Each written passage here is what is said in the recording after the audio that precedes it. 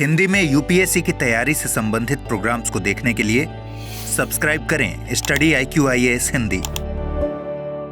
नमस्कार दोस्तों, स्वागत है आपका स्टडी IQ-IAS हिंदी प्लेटफॉर्म पर। वर्तमान में जापान के नए प्रधानमंत्री के द्वारा एक बहुत ही जबरदस्त अभिभाषण किया गया और इस भाषण के माध्यम से उन्होंने चीन को लेकर के एक बड़ी चेतावनी दी और यहाँ तक कि उन्होंने ये भी कहा कि today's Ukraine could be tomorrow's east Asia, यानी कि आज जिस तरीके से यूक्रेन की स्थिति देखी जा रही है, आज जिस तरीके से यूक्रेन का हाल देखा जा रहा है, इट मे भी पॉसिबल, ये हो सकता है कि कल को पूर्वी एशिया के कॉन्टेक्स्ट में भी ऐसी स्थिति देखी जा सकती है।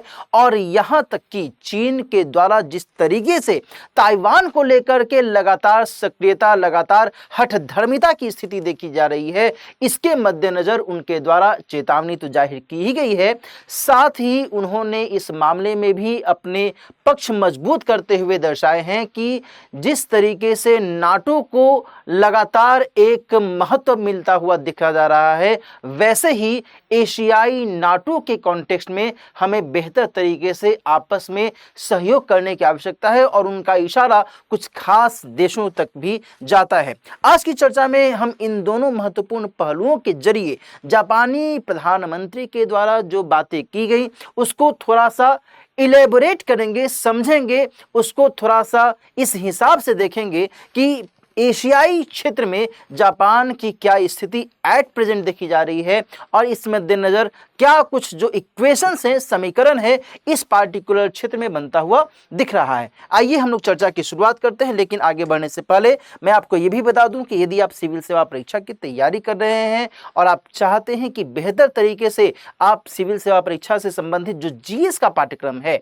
इसको सिलसिलेवार तरीके से पूरा करें, तो आपका स्वागत है इस महत्वपूर्ण लॉन्ग टर्म बैच के अंतर्गत। 2027 को टारगेट करता हुआ ये बैच आपके GS की कंप्लीट तैयारी में आपका बहुत बड़ा सहयोगी साबित हो सकता है और इसके लिए आपको केवल और केवल दिलीप लाइव कोड का इस्तेमाल करना है। इसके माध्यम से आप मात्र 35,999 रुपीज में इस कोर्स का हिस्सा बन सकते हैं। और दोस्तों, इस कोर्स की शुरुआत 8 अक्टूबर से शाम में 6 बजे से की जा रही है। यदि आपने अभी तक इस कोर्स को ज्वाइन नहीं किया है तो अभी भी आपके पास में मौका है, इस मौका का लाभ उठाइए और इस कोर्स के जरिए अपनी GS की तैयारी को और मजबूत कीजिए।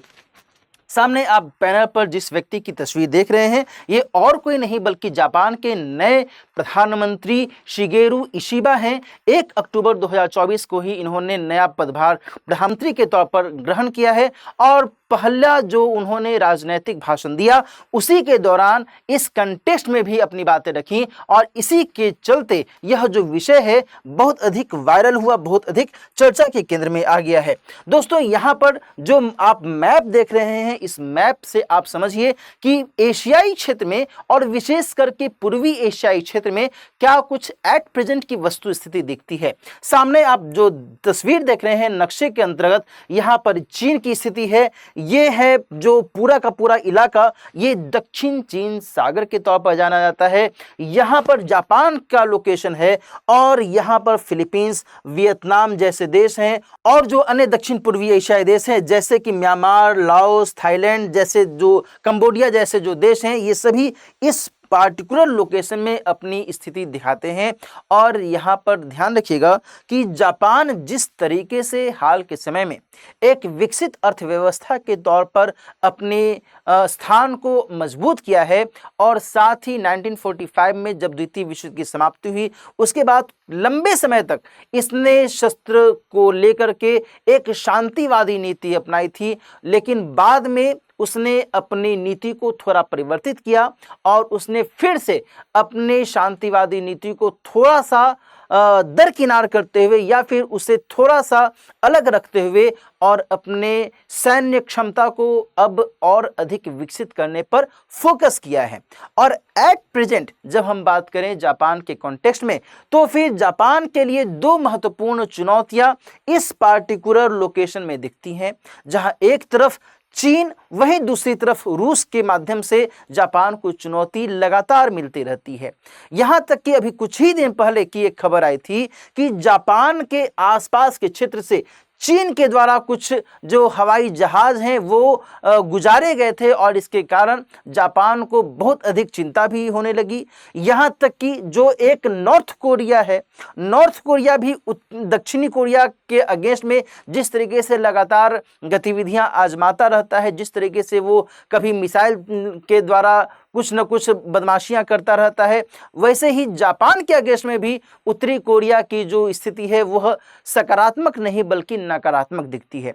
यानी कि यदि हम टोटलिटी में बात करें तो इस पार्टिकुलर लोकेशन में जापान के लिए चीन और रूस जैसी जो बड़ी शक्तियां हैं ये तो चुनौती पेश करती ही करती हैं, वहीं उत्तरी कोरिया भी कहीं ना कहीं जापान के लिए चुनौती पेश करती है। और बहुत ही सावधानी से आपको समझने की जरूरत है कि जापान एट प्रेजेंट अमेरिका का एक बहुत ही महत्वपूर्ण सहयोगी देश है।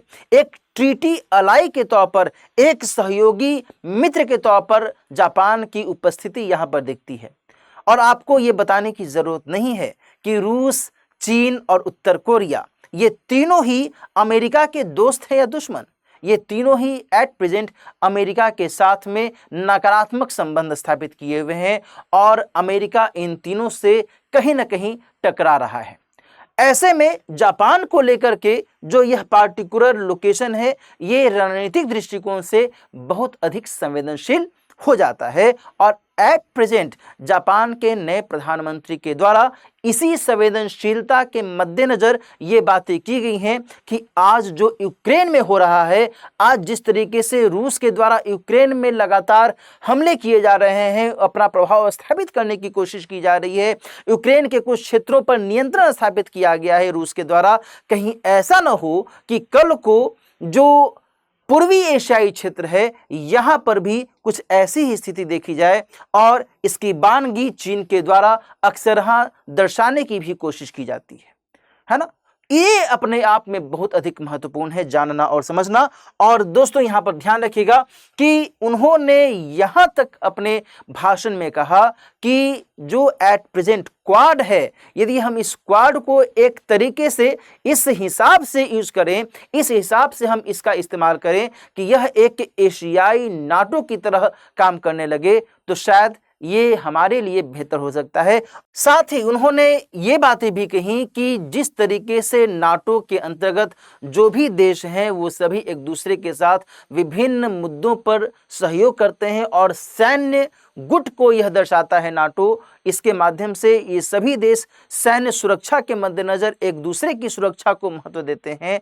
तो क्यों नहीं हम इस पार्टिकुलर रीजन में यानी कि पूर्वी एशियाई क्षेत्र में भी नाटो की तर्ज पर एज सच कुछ क्षेत्रीय सैन्य संगठन या फिर क्षेत्रीय सैन्य गठबंधन की व्यवस्था करें। और क्वाड के कंटेक्स्ट में यदि हम इस व्यवस्था को अपनाएं तो शायद यह और अधिक बेहतर हो सकता है।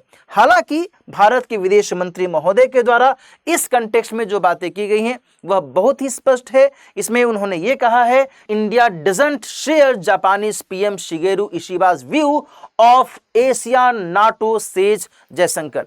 श्री एस जयशंकर जी ने इस मामले में सीधे सीधे कह दिया है कि जो शिगेरू इशिबा जी का मंतव्य है, जो उनके विचार हैं कि एशियाई नाटो होना चाहिए, हम इससे ताल्लुक नहीं रखते हैं। और यहाँ पर जो एस जयशंकर जी का पक्ष है दोस्तों, यह मैं आपको बताऊं कि बहुत ही दूरदृष्टि वाला पक्ष है। पूछिए कैसे? एस जयशंकर जी ने इसमें जो पहली बात कही उसमें उन्होंने ये कहा कि हमारा जो मंतव्य है, हम बहुपक्षता को महत्व देते हैं। बहुपक्षता यानी कि मल्टी अलाइनमेंट, इसको अंग्रेजी में मल्टी अलाइनमेंट कहा जा सकता है। भाई 1961 में भारत ने नॉन अलाइन मूवमेंट में अपनी भूमिका निभाई थी और ऐसा नहीं है कि नॉन अलाइन मूवमेंट आज बिल्कुल समाप्त हो गया है, आज भी वो जीवित है। लेकिन आज की परिस्थितियों के मद्देनजर भारत नॉन अलाइनमेंट की जगह मल्टी अलाइनमेंट को महत्व दे रहा है और ये भारत की विदेश नीति में एक बहुत बड़ा जो पैराडाइम शिफ्ट है ये कहा जा सकता है। और इस मद्देनजर भारत की जो अपनी विदेश नीति है वह बिल्कुल राष्ट्रीय हित को महत्व देती है और राष्ट्रीय हित के हिसाब से ही भारत कोई भी स्टेप उठा सकता है। भारत कदापि यह इस बात पर बिलीव नहीं करता कि हम नाटो जैसे किसी भी संगठन के अंतर्गत अपनी भूमिका निभाएं या फिर सैन्य गुटबंदी हम करें। जयशंकर साहब का यह भी कहना है कि देखिए, जो जापान है वो अमेरिका का एक ट्रीटी अलाई रहा है ना, किसी न किसी रूप में संधि मित्र के तौर पर उसकी भूमिका देखी गई है अमेरिका के साथ में। लेकिन जब हम भारत की बात करें तो भारत एज सच किसी भी देश के साथ ट्रीटी अलाई जैसी व्यवस्था या ट्रीटी अलाई जैसे रिलेशनशिप को नहीं अपनाता है और भारत इस मामले में अपनी स्वतंत्र विदेश नीति, अपनी संप्रभुता को महत्व देता है और हम किसी भी स्तर पर एज सच जो एशिया नाटो जैसी बातें की जा रही हैं उसको हम कभी भी तवज्जो नहीं देंगे। हाँ, निश्चित तौर पर हम क्वाड को महत्व देते हैं। क्वाड के माध्यम से जो चतुष्कोणीय सुरक्षा संवाद है, इसके जरिए हम निश्चित तौर पर इस पार्टिकुलर रीजन में जो अपना प्रभाव है वो स्थापित करने की कोशिश करेंगे, जिसमें जापान भी है, ऑस्ट्रेलिया भी है, संयुक्त राज्य अमेरिका भी है। इन सभी के साथ मैं अपना सहयोग करूंगा, यानी कि भारत अपना सहयोग करेगा। लेकिन हम एज सच कोई भी सैन्य गुटबंदी का हिस्सा नहीं बनना चाहेंगे जिसमें बाद के समय में हमारे लिए चुनौती पेश हो।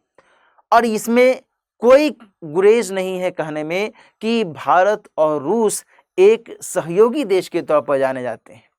और अभी मैंने आपसे कहा कि रूस और जापान के बीच में एक तनातनी की स्थिति देखी जाती है, जबकि भारत और रूस के बीच में सहयोगी संबंध देखा जाता है।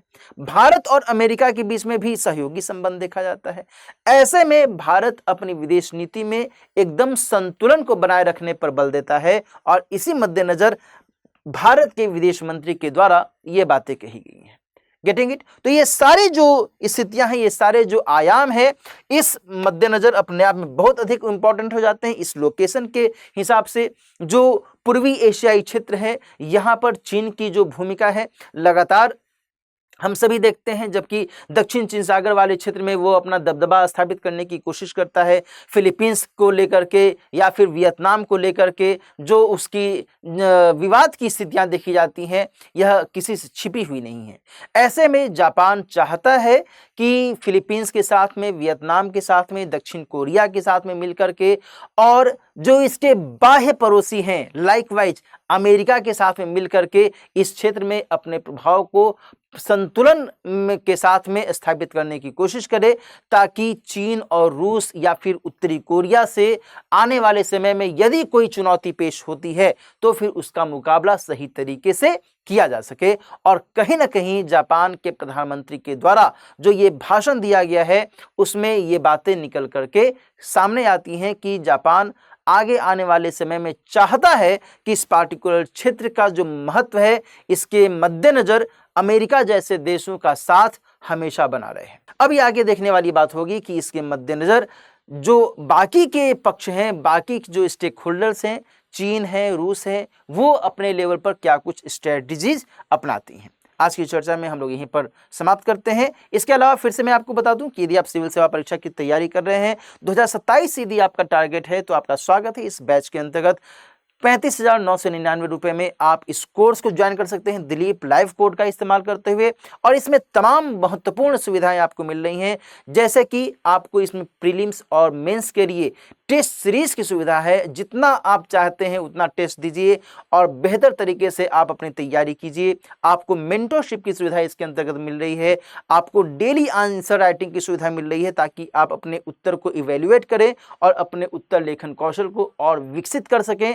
साथ ही आपको एसे और सीसेट की कक्षाएं भी इसके अंतर्गत मिल रही हैं। साथ ही आपको बेसिक से लेकर के एडवांस तक सभी विषयों की तैयारी कराने में यह कोर्स आपकी सहायता कर सकता है। तो ये तमाम जो फीचर्स हैं वो इस कोर्स के अंतर्गत इंक्लूडेड है। निश्चित तौर पर 8 अक्टूबर से शुरू होने वाला यह कोर्स आपकी पढ़ाई को और आसान करने में आपकी सहायता कर सकता है। तो दिलीप लाइव कोड का इस्तेमाल करते हुए आप इस कोर्स को ज्वाइन कर सकते हैं। साथ ही यदि आप मुझसे जुड़ना चाहते हैं, आपकी कोई क्वेरी है, आपका कोई सवाल है, तो आप मुझसे इस मेल आईडी के माध्यम से भी जुड़ सकते हैं। साथ ही आप मेरे इस टेलीग्राम चैनल को सब्सक्राइब कर लीजिए, इसके माध्यम से भी आप मुझसे जुड़ सकते हैं। मिलते हैं किसी और टॉपिक के साथ, किसी और चर्चा में। अपना ख्याल रखिए। All the best. हिंदी में यूपीएससी की तैयारी से संबंधित प्रोग्राम्स को देखने के लिए सब्सक्राइब करें स्टडी IQ IAS हिंदी।